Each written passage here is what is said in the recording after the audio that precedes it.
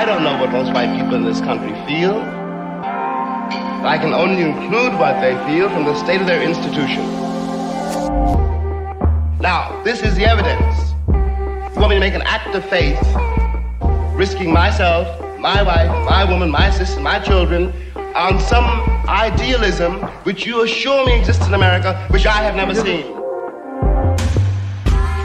Welcome back to Black History for White People, a podcast where we educate, resource, and challenge white people about Black history. I'm Brad, and on today's show are my co-hosts Christina and Garen. Today's topic is faithful anti-racism. We are joined by the Dr. Christina Edmondson and Chad Brennan. Dr. Edmondson is a higher education instructor and organizational consultant in the areas of ethics, equity, and Christian leadership development. She's also a co-host of the Truth's Table podcast. Chad is coordinator of the Race, Religion, and Justice Project and founder of Renew Partnerships, a Christian research and consulting ministry that focuses on diversity and race and faith-based organizations. They join us to talk about their book that was recently released called Faithful Antiracism, Moving Past Talk to Systemic Change. It's a really great book, and we'll say this again at the end, but if you go in the show notes and click the link, you can purchase the book and get 30% off if you use the code BHISTORY. That's B as in boy, history. If you use that code the next 2 weeks, it'll be 30% off. We asked Christina and Chad a bunch of questions about the book, and we were so thankful that they joined us and shared a little bit more about their thoughts and perspective as well as the book. We hope you enjoy the conversation.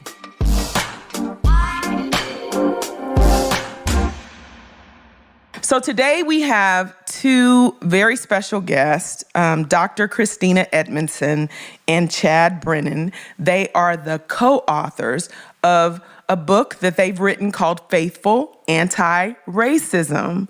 So as we start off, whenever we interview our guest, we like to know you, get to know you for the human beings that you are outside of the things that you do, and maybe even what's fueled your passion for the work that you do.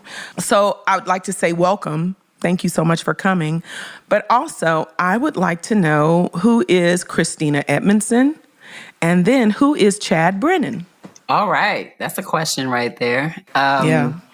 Well, thank you all so much for having us today and giving us an opportunity to, again, tell who we are, but also to really center this project, this book that we worked on through the crisis, through the COVID. Yes. So, I'm Christina, born and raised in Baltimore City, Charm City. So that shapes a lot of, a lot of my personality, a lot of my experiences. A lot of my sense of self, product of the Black Progressive Baptist denomination. That's the denomination that's associated with Dr. Martin Luther King Jr. That's my childhood roots anyway. But have worshiped with and served and assisted and corrected in a variety of denominational and theological spaces over the years. Got a background in Christian higher ed as well as having taught at a HBCU, Historically Black College University, and attended two of those. Academic background is social sciences, so sociology, race, class, and gender, family systems, my master's degree, and a PhD in counseling psych with an emphasis in trauma, every kind of trauma you can imagine. Wow. Awesome. But on a more personal note, I'm a friend, a daughter, a mom. That's probably my toughest and most rewarding job is the mom of a tween and a teenager. Yes. It's real out here. They keep me humble. Two girls. Yes, indeed. I can relate. And an adult. Teenager, and adult. Now, Chad is a veteran. Chad is not new to this. He's true to this. So he can tell you he's an about OG his background in the parenting game. But yeah, that's a little bit about me. I love the local church, and yet I think because of my trauma therapy background, I am able to talk really candidly and honestly about our problems. Yes, indeed. That must be addressed, because I really do believe there's enough grace to tell the truth. So yes, indeed. That's me. So you're a modern day prophetess. Come on, sis. And a podcaster. In the sense that they're disliked, maybe. Right. That part. And in the sense that you're prophetically speaking to, the issues, but also you are a podcaster of one of my favorite podcasts, which is Truth's Table. Mm-hmm. Yeah, it's a thing. I think we're considered, veterans in that sense too. We've been around for a few years now, and that has been a labor of love, but it's been a great opportunity to connect with people all around the country. First and foremost, Black women, who is our core targeted audience, but people from all backgrounds that identify and connect with that podcast. So thanks for bringing it up. Absolutely. Thank you so much for sharing. And Mr. Chad O.G. Brennan, you want to tell us about yourself? Sure. Why don't I start with those ladies that Christina mentioned? I am blessed to have 4 amazing ladies in my life. So I've got a wife, Lori, and I've got 3 daughters. So I've got a sophomore in college, a senior in high school, and a 6th grader right now. Wow. So that's my most exciting part of my life. And so as far as what brought me here, the real quick journey is I grew up in the suburbs of Dayton, Ohio. Really didn't engage on issues of race hardly at all until I was in my early 20s. Until I was in my early 20s, I probably would have been some combination of like trying to avoid saying anything offensive. I probably would have described myself as colorblind.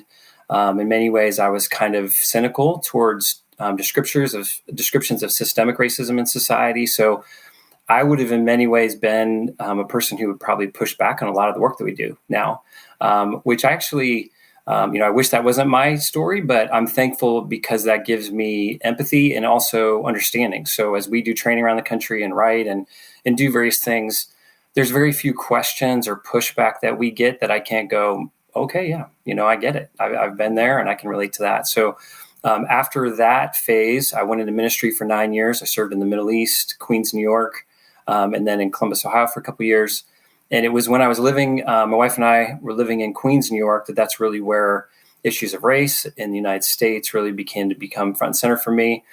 Began to study scripture more in the process of doing ministry cross-culturally in multiracial churches and in all these different contexts. So I began to have my eyes open to my limitations, my lack of scriptural understanding in this area, and then just also my own prejudices and my biases and those kind of things started getting challenged in that space. So about 16 years ago now, left the campus ministry and started an organization that helps with assessment and training for Christian organizations in this area. And I would love to say that 16 years ago, we had it all figured out and jumped right into it and got it all right. But honestly, especially those first 7 years or so, I think we got a lot wrong, honestly. And we write about that some in the book, is really emphasized a lot on just bringing people together of different races, kind of multi-ethnicity and multiculturalism and cultural intelligence and those kind of things, which can be really helpful and beneficial. We can talk about that. But in many cases, that can kind of really miss some of the underlying dimensions that continue to perpetuate dysfunction in the church by just doing, cross-racial unity gatherings or even multiracial organizations if they're not done in the right way. And so the process of working in those spaces and seeing both the challenges, but then also the damage that those kind of environments produce as we measured that and we did assessments and surveys, just kind of shifted our focus and me personally more towards issues of justice. And that's really what the focus of the book is all about.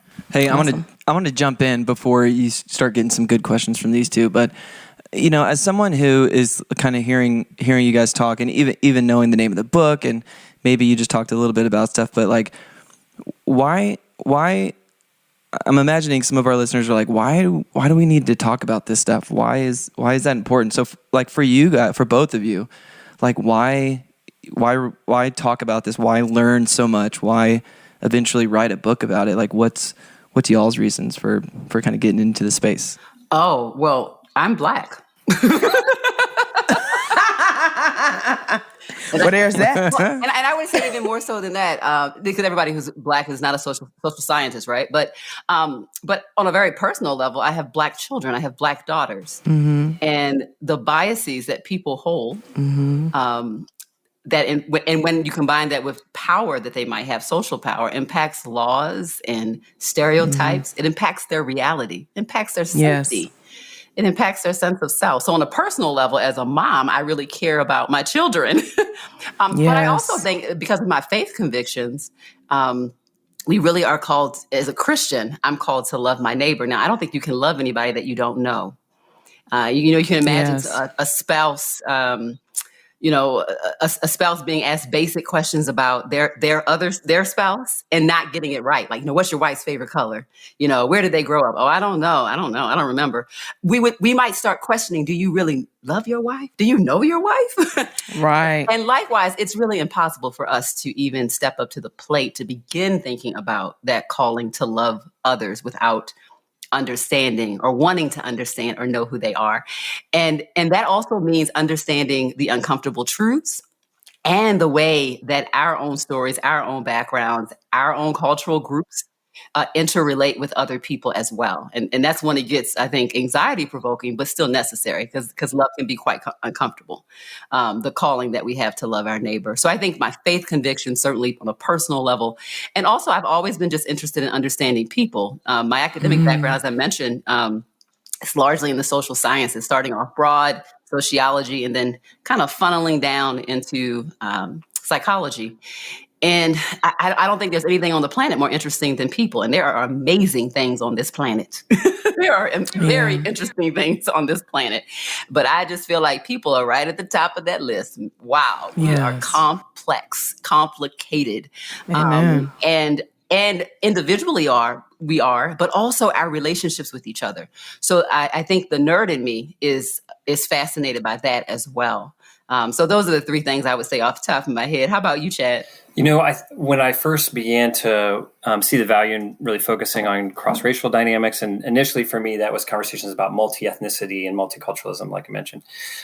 It was initially kind of a missional / unity focus. I saw a lot of Bible passages that talked about loving, like Christina said, and also unity in the body of Christ or unity in the church and this kind of thing. So I thought, well, clearly I'm supposed to do this.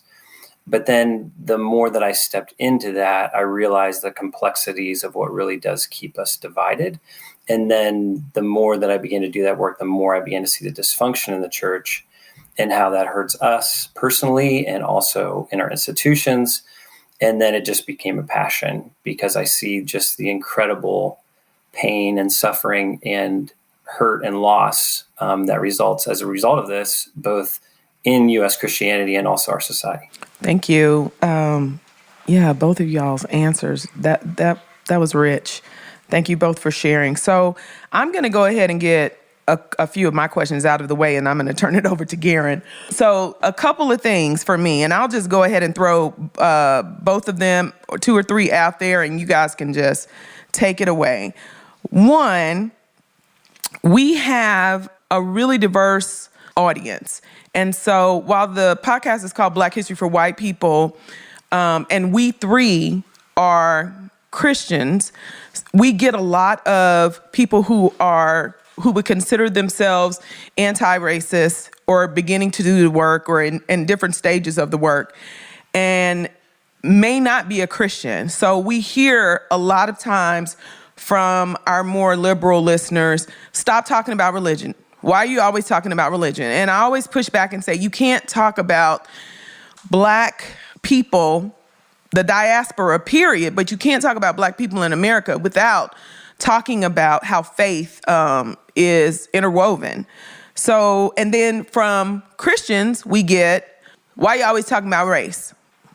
And so there's that intersection I'd like you both to kind of speak to. And then also, you two are an unlikely pairing. We're talking about a white man and a Black woman, and it just don't go down like that every day. And, not equitably, not where you have a, highly educated, very qualified voice of a Black woman to speak into this issue. Most of the time when there is a white person involved, there is this appropriated wokeism that happens. And we don't get that from, your book. I don't even get that from just talking to both of you right now. So it takes a level of humility as a white man, Chad, to step into the space and not be intimidated by the greatness of Black womanhood. It takes that. But then it also takes a leap of faith for a Black woman to step into a space of trust, because we've seen so many, white wokians that will hijack the platform and not lend lend the mic or give the mic over to or yield to the Black voices. So I want you guys to speak to that. And then the third thing is, what is anti-racism? See, I'm getting all mine out the way, so y'all can just take it. I want to hear from you today. I'm excited. Take it away, Christina. Which one of those do you want to take? I know. I was looking at you trying to like using telepathy. I was like, which one will you take? So what was the first one? Give me the first one again. The first one is about the liberals saying, stop talking about religion when it comes to anti-racism, and Christians saying stop talking about race, period. They should totally read this book. I'm not even trying to plug it. Yeah. That's what we came here for. Yes, indeed. But I think it'll help them to both of those groups to understand why it's interconnected.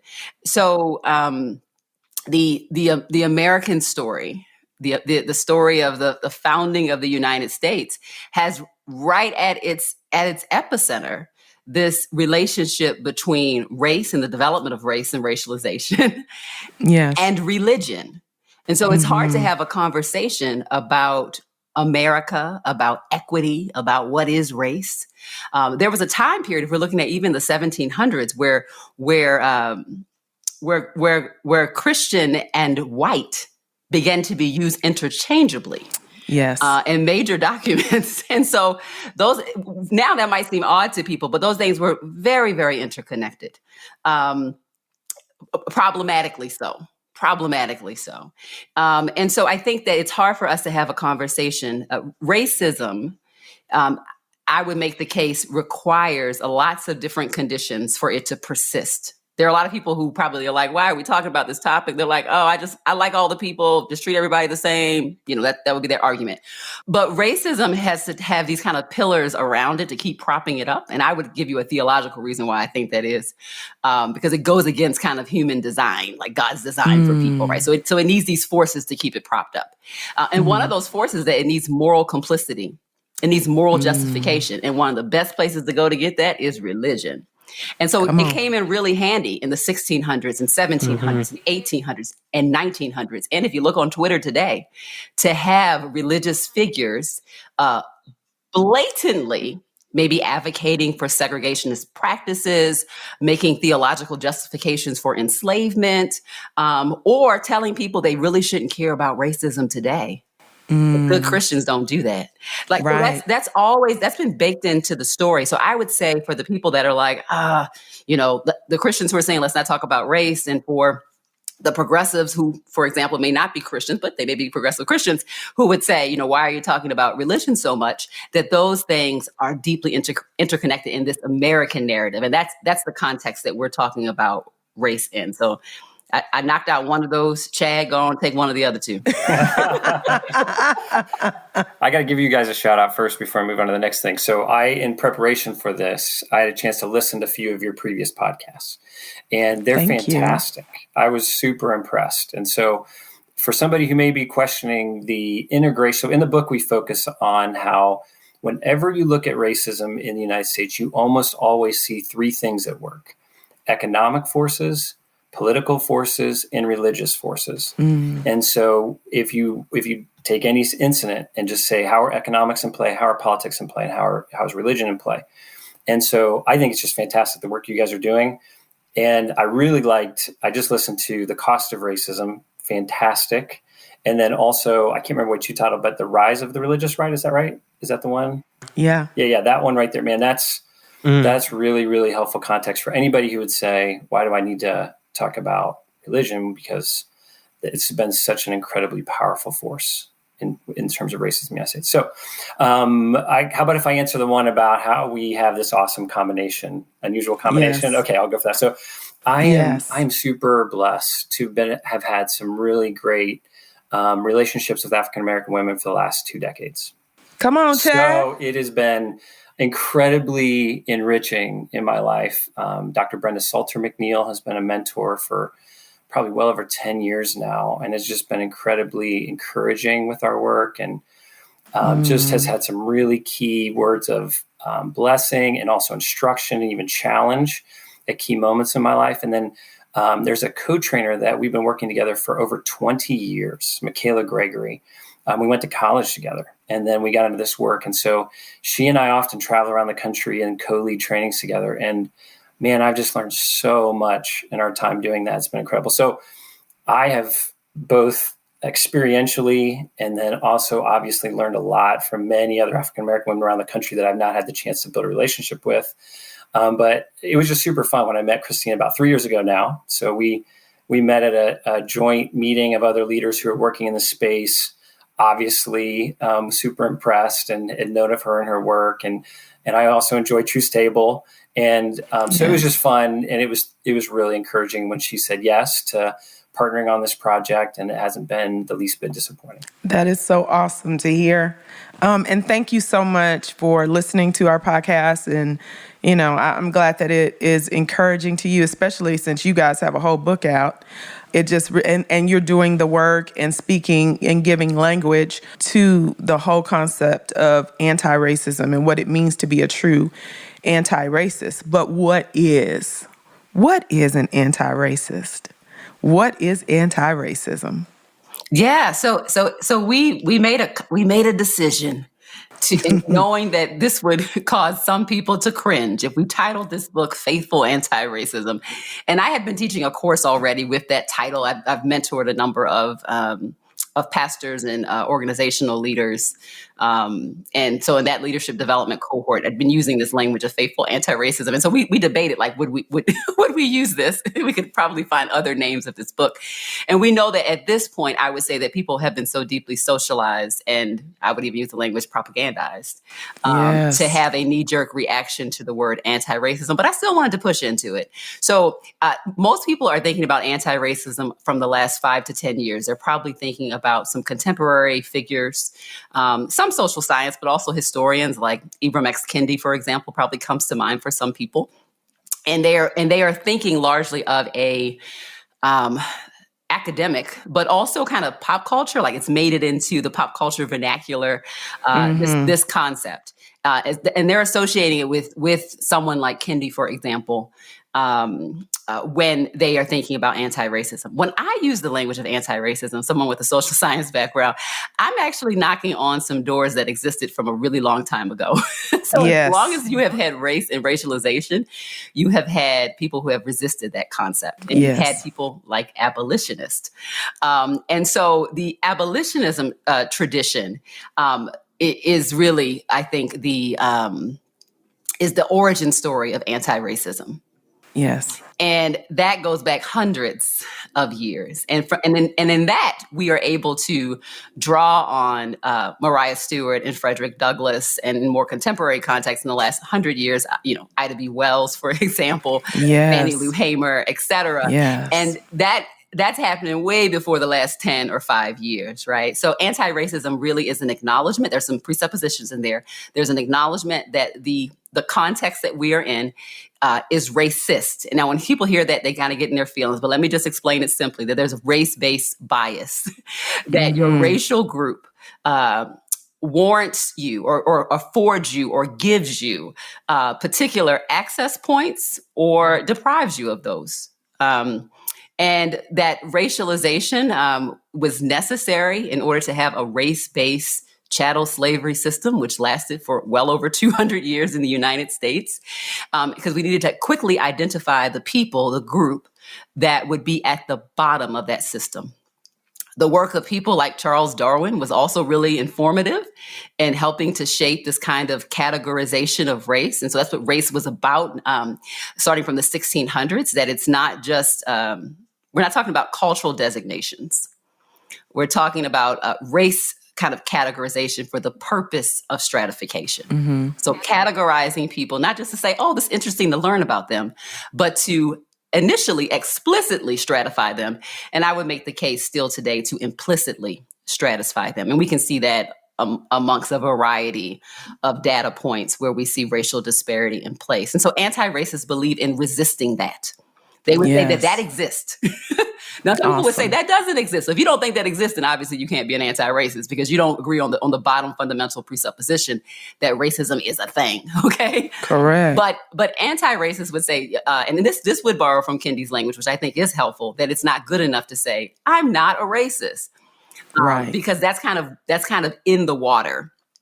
So we would have to actively be resisting the racism, thus the anti-peace, the pushing back on it. And the ways that we push back on it, right, is within ourselves, our own thinking, our own kind of biases that we have in whole, but also in policies and laws and practices.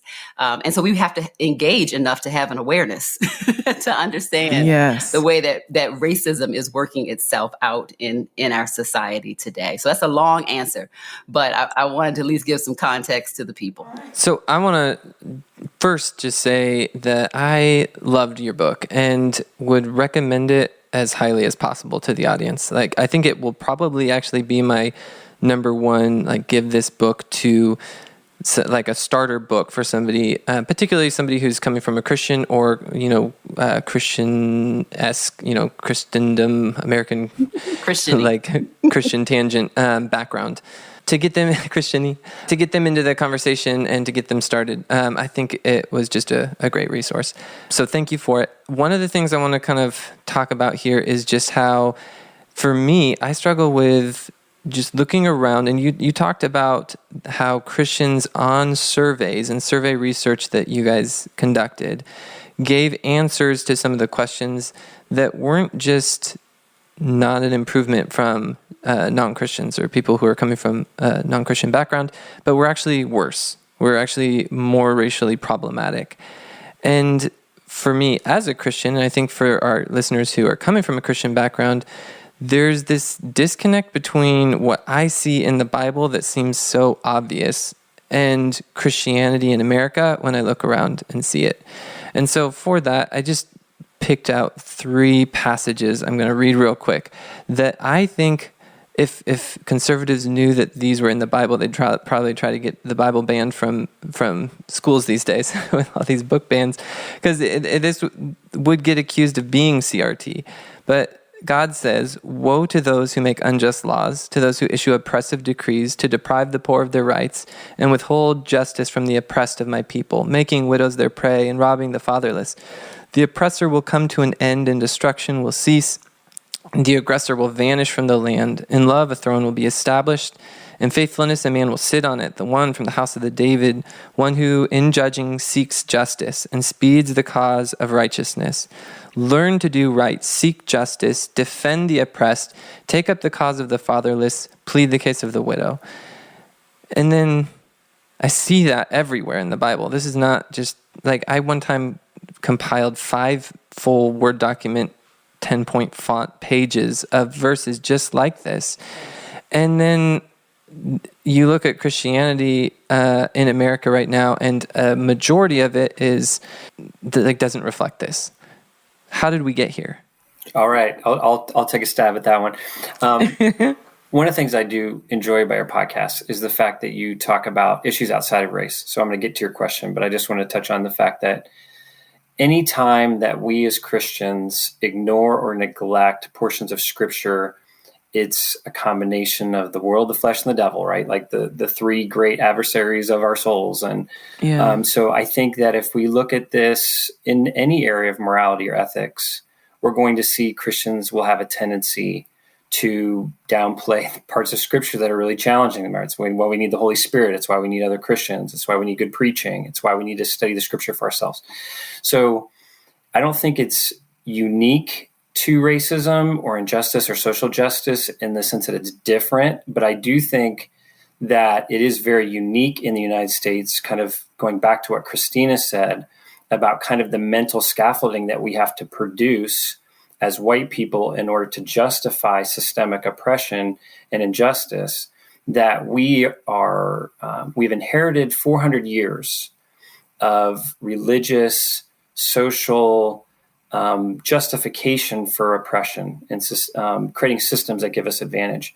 And so we've been taught well, I guess, over many generations about how to ignore those type of passages. And we've picked that up, I think, in the church to the degree that's now, quite obvious that, especially with our research, we see these things. And we even we go into it in the book, but we ask a very similar verse to the one you read. And we asked the those Christians who identify themselves as believing that the Bible should be used to determine what was right and wrong. And we asked them, well, do you think there should be laws that protect foreign workers? And about half, I can't remember the exact number, but a large percentage said yes, but then a large percentage said no. And then we asked the question again, so kind of similarly worded, and we said, well, in the Bible it says such and such and such and such. Well, we saw when we asked that question again, about half of the people, I think, or about 67%, if I remember right actually now. So a large number of those people who originally said no when we actually gave them a verse flopped and said, okay, yes, now I think we should do that, which is great. That's a great incentive to teach all of the Bible, because apparently a lot of those people didn't even know that verse was in the Bible. But then we still have this whole other 30% of that group that was like, even though a Bible verse is there, I've still got, some kind of justification for neglecting it. So it's kind of a roundabout answer to your question. I think there's a lot of reasons for that. We could go into some of the specifics on it, but I just think we can't understand why Christians can ignore and neglect so much of the scripture without seeing the 400 years that got us to this point. Yeah. Mm-hmm. You guys have probably heard us talk a lot on the show about how we are made for love and relationship. And in America, we tend to try to get through life alone. There's this cultural value of individualism where we just try to be strong and not share what's difficult with others. But we want to push back against that and encourage you guys to engage with others. And BetterHelp is a resource that we would push you to. BetterHelp is an online opportunity to pursue therapy in a way that is safe and convenient. BetterHelp gives you the opportunity to communicate with a licensed and professional therapist. And you can start communicating in as little as 48 hours. And if you're one of our listeners, you can get 10% off your first month. You can go to betterhelp.com/blackhistory to take advantage of that offer. Again, that's betterhelp, HELP.com/blackhistory.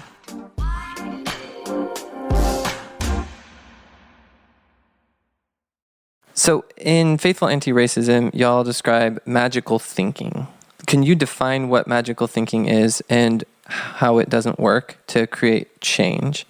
And then start to talk about how you've actually seen change happen effectively and what are some of the obstacles to change in organizations? Yeah, so magical thinking basically are, scenarios that we make up in order to psychologically justify or to explain a scenario that's before us that we may not want to reckon with. It may cause us to have some type of existential crisis, tension with our family systems. I mean, there are all kinds of consequences for, I think, reckoning with, for example, the topic that we're talking about, racism. And so magical thinking becomes a way for us to manage kind of the cognitive dissonance that we have, the way that, who it is that we believe we are as people. Most people would say that they think they're good people, but at the same time, maybe participating in unjust practices or ignoring them. So we have to figure out how to reckon with that. Like our brain will keep nagging us. And unless we fix that, and if we decide we're not going to fix that, then we create kind of cognitive scenarios to make sense of it. Doesn't mean that it's truly full of sense. It could be nonsensical, thus magical thinking can take place to explain why something is existing in front of us. And we can also employ kind of magical thinking as a way to fix a problem or to fix an issue, right? So we think about an issue of racism, which has multi-generational economic, psychological ramifications that we can look at in a variety of spheres of society. We can look at disparities in health and income and the way neighborhoods were shaped and set up. I mean, across all these different variables. And so it really takes some work. It takes some, I think cognitive fantasy to be able to kind of wish that away if you're not going to do something about it, or to respond to that by saying like, oh, you know how we can fix that longstanding systemic issue or all this racial disparity? Let's just have coffee together. I think that'll do it. Like, let's just, let's just invite a Black person over to dinner. this is going to fix the problem that we have. And I would say that likewise is also a bit of magical thinking, to think that we can just kind of we can coffee our way through hundreds of years of systemic oppression. Well, and I think it's Charles W. Mills who speaks, who coined the term white ignorance. And it's just that willfulness of ignorance in order to ignore the obvious. Mm-hmm. Yeah, psychologists talk about and strategic ignorance. And I mean, in that sense, that particular reference is thinking specifically about how that group who identifies as white might engage in this kind of selective ignorance, right, as to not change the phenomenon of racism that is before us. But strategic ignorance is something that all of us can employ at times. It's kind of like, I don't want to know. Right. Gotcha. And I imagine that all of us have matters and things in our lives that we don't really want to know more about quite yet. Makes so we can sense. find ourselves employing strategic ignorance. So is tokenism something you would put under the idea of magical thinking? And can you kind of explain what that is and how it's powerless to change organizations? Yeah, so I'll let Chad take it away. But I was going to say, tokenism just obviously it uses people, right? So it's a puppeteering. It's a mask that is devoid of power, and ultimately racism and stratification is about power. And so someone kind of playing a role without actual power is going to be a problem, that they're going to be being used in that scenario. But Chad, take it away. All right. One way to think about the book is like the first half is kind of foundational things that we felt like were really key for people to know before we could actually get to the real specific, here's the nuts and bolts of what we recommend, that Christians do. And so we felt like we needed to lay some foundations in the past, in the present, biblical concepts, biblical principles, current data, all those things. But before we get to the second half, that's where that magical thinking and magical chapter, that faithful anti-racists don't rely on magic. And so what we wanted to do first was cover both on the individual side and the organizational side. Here are things that we frequently see people use that don't work. And so sometimes no solution is actually less problematic than the wrong solution. So we have to kind of understand this is where we're getting it wrong. And so, yes, tokenism is absolutely a big issue. We see it all the time in organizations. So on the organizational side, tokenism, kind of pseudo power sharing, super, super common.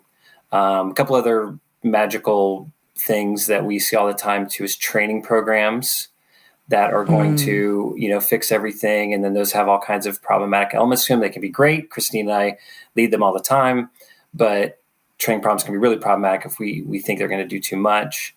There's a lot of things and we even have in there too, like statistical diversity, like I mentioned. A lot of organizations say, well, all we need to do is get diverse, or we need to reach some kind of statistical threshold. If we're only 20% people of color, then now we're statistically multiracial and we've arrived and all those things. But we see, and Dr. Corey Edwards has done some great research on this as well, is that you can have 80% people of color in a Christian organization and it can still be white dominated. Yep. So statistically, that doesn't tell you much. What you really need to get at is what's going on. Are you using a tokenistic approach? Is it performative? Is it, true leadership sharing? So, yes, there are lots of things that we use that don't get the job done. Yeah. Well, and I mean, even when I'm sorry. No. I was going to say to Chad's point, that one of my last international trips before COVID shut the party down was to South Africa, and to Chad's point about how we can often think the amount of people, if there's that percentage piece, that's going to shift issues related to racial inequity. South Africa, I think, is a glaring example of a nation that is overwhelmingly, upwards to 80% Black South African, and a 10% largely Afrikaner, European immigrant African population that retains significant power.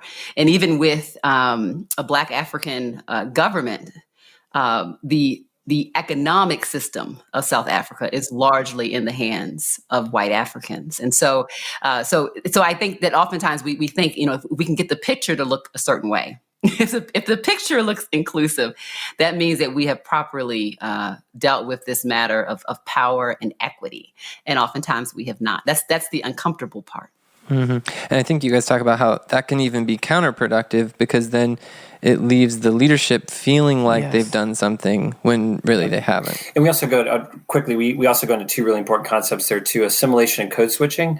So a lot of times, what we see in organizations is that the people of color in the organizations are either assimilating or code switching. So there's this impression of diversity, but they really can't be themselves. They're forced to kind of change who they are or be silent about who they are.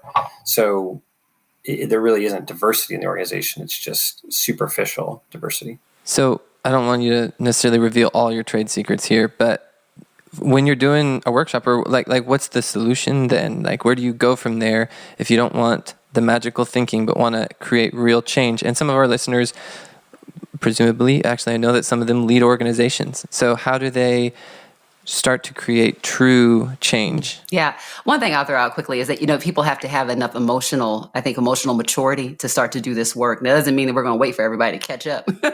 So in other words, if you have power and position, I would encourage you to do what is right today. But for those people who may not have the ability to do that, right, then you're going to want to make sure that the people in your organization have kind of the emotional maturity to be able to approach this topic well and deeply. And also, even though we said it's not a numbers game, numbers do matter. And so I do care about people's hiring practices, how many employees of color actually make it through to the interview stage, how far they get in the process. So those things actually are important to document, right? So what we're measuring can be an indication of what we value in an organization, but oftentimes we're measuring the wrong things. And so I would say, preparing the people well in terms of just emotional health, and obviously tying that into the mission of the organization is just something that, trainers and organizational consultants do. We want to make sure that this is not an appendage to the organization's mission or identity, but it is a clear fruit of it. It's deeply rooted in it. So if we're working with a church, this should be an easy thing, an easy case to make. Not always, but it should be. But with any organization, we just want to make sure that this work of pursuing anti-racism within their practices is tied into their missional identity, because it's going to get quite hard. It's going to get really, really difficult. And it's going to be easy to kind of cut and run unless this is who you are. It's going to need to be who you become. So that's how I would just start that there. Yeah, kind of related to that, I would just say that it's really important to have I would argue as a Christian, to have a biblical and informed approach. So that's one of the reasons I love your podcast. I think you're doing a fantastic job of helping people to have foundations to understand these really complex topics. So you got to need to understand the history of race in the United States. It's also really important to understand the history of race in your own organization. So a lot of these organizations denominationally within the organization, and even if you've only been a church for 30 years, well, I guarantee you there's a race story there. So like, what is that story? Yeah. Putting some handles on how have our hiring practices been handled? Have we shared leadership? Why not? Are we ignoring those passages you talked about? So those kind of things, like being honest about the past in society and ourselves and our organizations. So a lot of times when I work with leaders, and we observe often, is that there's kind of this like, I know I need to do something, we kind of jump into it, but it's not really well informed. It's not really well thought through. And then there's failure, there's hurt, and then they get set back. I'm not going to mess with that. But it wasn't because it was a bad idea. It's because they took it in a really kind of presumptuous, uninformed way and kind of wreck things. And so that's a big part of it. But then in the book, we go into a lot of other things we could talk about if we have time. But I think it's really important to get some outside perspectives in many cases, mentors, coaches, people that are knowledgeable on these issues. And it can be really, really beneficial for those people to be outside your typical circle for a variety of reasons. One is you avoid groupthink. So the people around you in your organization, it's very likely that they're going to be thinking similarly to you. So if you bring in some people from the outside, they're going to have a fresh perspective. That's really important. Another reason why it's really beneficial too is the people around you, oftentimes, especially the people of color, will have a price to pay. So if they're candid with you about, hey, that was kind of insensitive, the way you said that. Well, Yes. that could distance you from them. It could even, in many cases, you could lose your job, or you could lose your ability to get promoted or a leadership position. So many times people of color will talk with us kind of offline and say, oh, I wish I could say such and such to so-and-so, but they can't because it literally will hurt their careers. So, but if you bring in an outside coach and you're honest with them and you allow them to really understand what's going on, then they can be more candid with you because you can't fire them. So that's one piece. And then another, we spent a whole chapter in the book about the importance of measuring progress. So, we're really, especially modern day churches, are really into measuring things, but oftentimes we don't measure things that the Bible measures. And I think, to your point about those hundreds of passages you mentioned, the Bible places extreme emphasis on issues of justice and in our dynamics with one another. And yet oftentimes that's completely neglected when we measure progress and success. And so I'm hoping and praying for the day where that's a more integral part of what Christian organizations value. Real quick, talk about that. There's like a survey that you have created for people both to take for themselves, like an inventory, and I think for their organization as well. And we can put the link to that in the show notes, but tell our listeners what they would get out of going through that. Yeah, I'd love to. So we as a foundation for the book, we did a 2-year national research project in partnership with Dr. Michael Emerson, who wrote Divided by Faith. To our knowledge, it's the largest study of racial dynamics in U.S. Christianity that's been conducted. If you're interested in learning about that, you can go to rrjp.org. That'll tell you all about our 2-year national research project. Coming out of that, we used that research, our own experiences, a whole bunch of other leaders, and we developed a new assessment tool we've been working on actually for years. It's been a really big project, and it's really close to going online. It's not available quite yet to the public, but literally within weeks, we hope to have that available to Awesome. take that assessment both for yourself and your organization. You can go to rrjp.org, and if it's not available when you go there, sign up on the newsletter, and we'll let you know when it is. I've got a quick question before we enter time. You guys both seem like you're not angry people. Like, you guys have been smiling a lot during this. And so I just wonder, as somebody, I'm like, we just have this little podcast. You guys are seemingly doing like some really great work with leaders, and you travel, and it just is like a different level.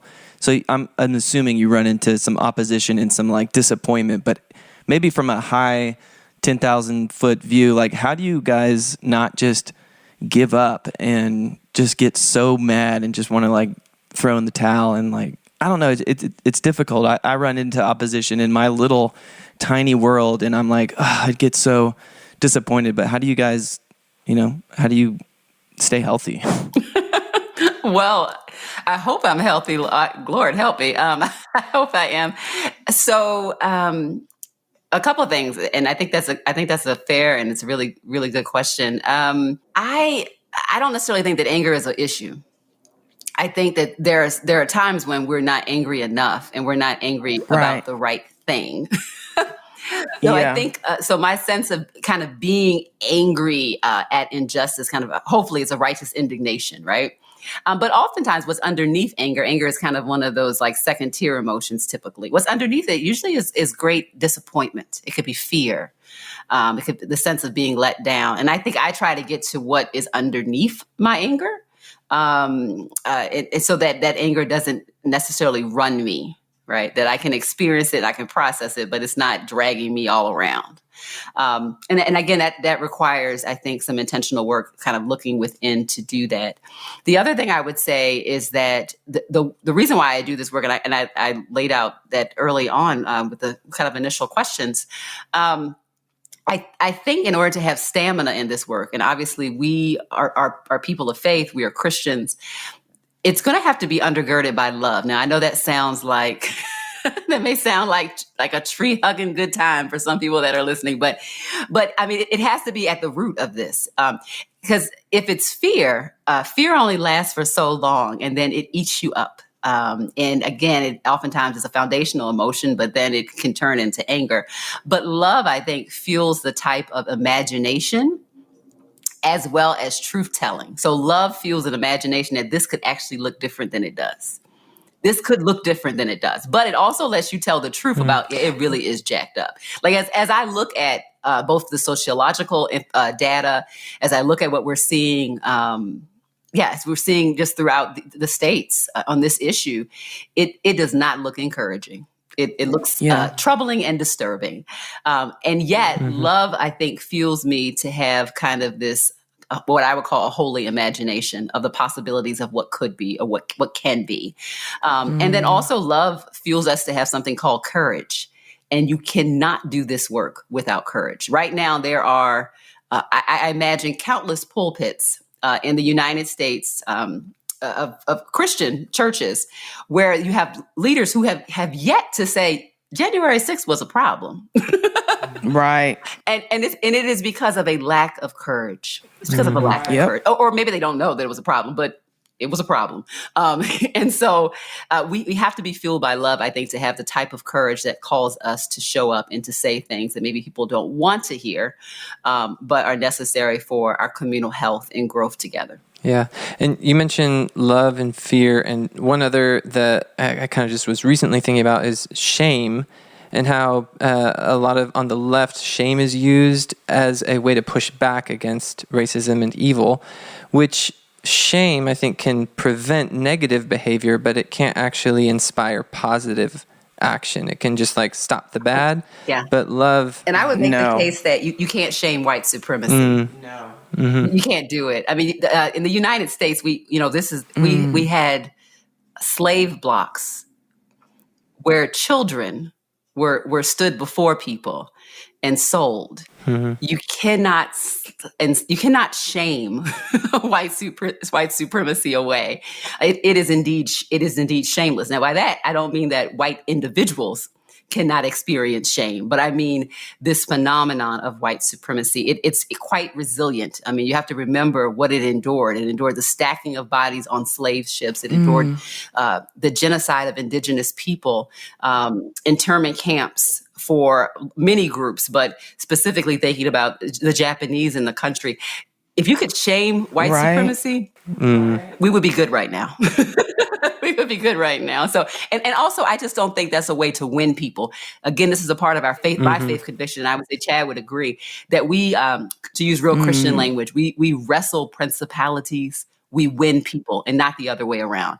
I have no interest in wrestling people so good. Or winning over evil.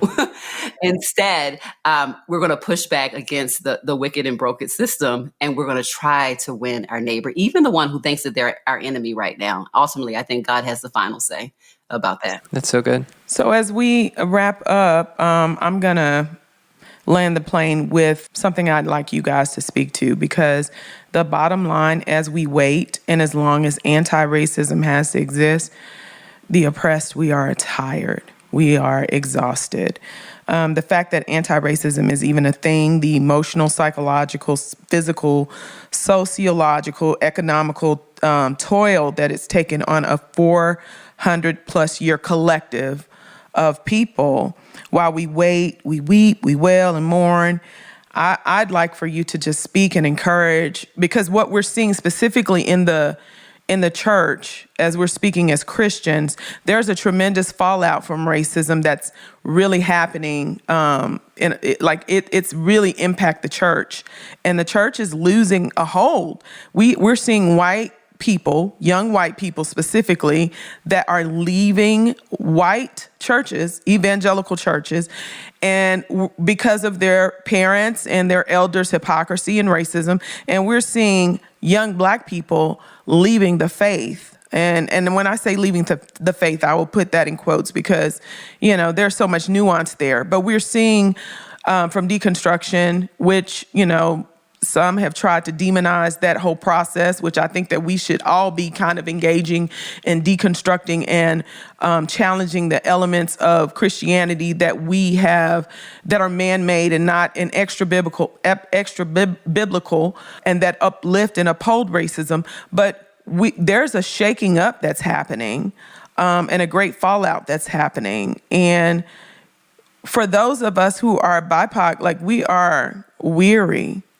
And we're about to enter into the resurrection weekend, Passover, being crucified, and him rising on the third day And there's so many and with COVID even, that's amplified it. And with the world events that have happened, that's amplified it. Can you guys speak to that and encourage the weary listener, the weary soul? Well, like Christina shared, as Christians, I feel that we do truly have access to inexhaustible love and inexhaustible hope. And so when my tank's dry and I'm discouraged and I'm really frustrated, that is the well that I have to go to. That's where I have to return to Christ to basically say, you have to give me what I need to continue to do this work. And it's even the tomorrow's Good Friday. So, even Christ's death on the cross and its power over all things evil is such an incredible source of hope and joy for this work. I mean, so that's everything that evil could throw at him, and he wins. So, that gives me great hope as I think about this work. There's nothing that can be thrown at us. There's nothing too big, that's impossible, that's too big for Christ. Yeah, and I definitely. I'm a person who lives Sunday to Sunday. Come on. And when I think about the Christian faith, for me, I'm largely thinking about two things are at work. Both one is resistance, resisting my own kind of sinful inclinations and my lies in my own brain, and resisting the sins in the world. Injustice and cruelty and war and wickedness. So it's we're called to resist, right? Ourselves and things outside of ourselves, right? Sometimes people overemphasize one of those things over the other. And then we're also called to rest. Yes. We're called to rest. It's a command, y'all. Yes, it's a command. yes. And I think it has to be a command, because otherwise we might actually think that we are holding up the cosmos. Yeah. And we're not. We're not. And the Christian life actually starts with the Sabbath. It starts. The week begins, the life begins with resting. And from rest, we move from rest to do the resisting. And I have to constantly remind myself that, as somebody who is quite just ungodly busy. Yes. Right? And Chad is nodding like, yes, I know. Yes. But I really do believe that we have to start from a place of rest. I don't know how we can expect anybody to have a good attitude if they're tired and they're broke down. And I think the way that, and the sharpness that you have to have, I think, in order to engage people who are afraid and who are angry and who are having an existential crisis when you talk about the realities of racism. Yeah. Because they're like, but this is what my mom taught me, and my Sunday school teacher, they were so kind, and and what are you telling me about my childhood church, right? To be able to be present and to love and to be truthful, right? To not break. You have to start from a place of rest. Like, we're not working in order to rest. We start from a place of rest. And I would, whether someone's a believer or not, whether you're a Christian or not, I would commend that to you, to shift a little bit, to think about Sunday as our starting point, to give us what we need to move forward in this work. And then ultimately, I can't change people. I can't change a human heart. I have some skills as a psychologist to understand behavioral change and change process. Yeah, but I can't really change myself sometimes. I can't really, yes, there are things that I can't, that I have patterns that I'm still trying to get unstuck from. So there's a sense of, I think, joyful and restful release, that I'm going to do what I can. I'm going to sow seeds. I'm going to do good intentional work with the skills that I have. Chad and I have partnered together, trying to bring together the best skills from our experiential skills, our lives, but also our academic skills and professional skills. And we've put it on the table and said, okay, Lord, use it. And we hope that what comes out of it is something that will really, really help and bless people. But ultimately, we know that this work of heart change is not our work to do. We don't have that divine power. One last thing I want to throw in before you jump in, the last thing is I want to say too, in the terms of hope, you guys give me hope, honestly. Like, when I'm working with people around the country, like you guys, doing this kind of work in thoughtful ways, in honest ways, with a lot of hard work and insights, I mean, that's super encouraging. So yes, keep it up. You guys are doing fantastic work. Thank you so much. And you guys are doing such a wonderful work. Thank you so much for this labor of love that you have put out and worked and collabed and put together for us to give us a model of what, the framework of what a faithful anti-racist is and what that work looks like. Yeah, thank you so much. We have a code in the show notes. Go buy this book and go read it and tell all your friends. With the code, you get 30% off. Yeah, check it out. So now's the time. Thank you guys again. Man, if you guys ever decide to do a podcast, you need to let me know. Let me know, because I'd be interested in helping with that. But thank you guys so much. You guys have been such a blessing. It's been a great time. And for me personally, just something that I need as I'm going into this weekend, because there's so much to be sad about. Because we don't do church the same anymore, and we aren't. There's ways that we've just been changed forever as a generation of believers, and there's a lot to lament, but then there is hope, and there's a lot to be encouraged and strengthened and joyous about. So, because he lives, he has risen. So, thank you guys so much. Yeah, absolutely. Well, thank y'all so much, and have a joyful and honest Resurrection Sunday. Y'all the Lord is not afraid of our real feelings, by the way. No, he is not. You can come in there wobbling. Amen. Amen. Before your computer crawling. or wherever you go. Yes, indeed. Well, Jesus really does identify with brokenness. Yes, he does. I mean, what other God says, to identify with you, I will become like you. I will bleed like you. I will sweat like you. I will cry like you. I will weep over a lost loved one just like you do.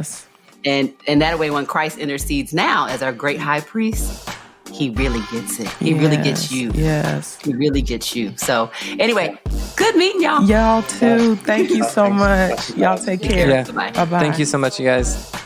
Thanks for listening to this episode. If you are looking for more information on what we discussed, take a look at the show notes or go to blackhistoryforwhitepeople.com. And again, just a reminder, go buy this book. Use the link in our show notes. You can go buy the book at Ivy Press and use the code BHISTORY. That's B as in boy, then history. All one word, BHISTORY. And that'll give you 30% off for the next 2 weeks from the launch of this episode. So make sure you go buy it. You can support us on Patreon for $5 a month at patreon.com/blackhistoryforwhitepeople. And just a reminder, very soon we're going to be launching a new website, and we are going to be releasing a book in the coming months. And so be on the lookout for that. We're really excited about the opportunity of sharing a little bit more with the world in a book form. We'll leave you with this quote from the book, Faithful Antiracism. Imagine how different our society could be if our cultural and ethnic differences were a source of strength and joy rather than a source of division, conflict, and injustice.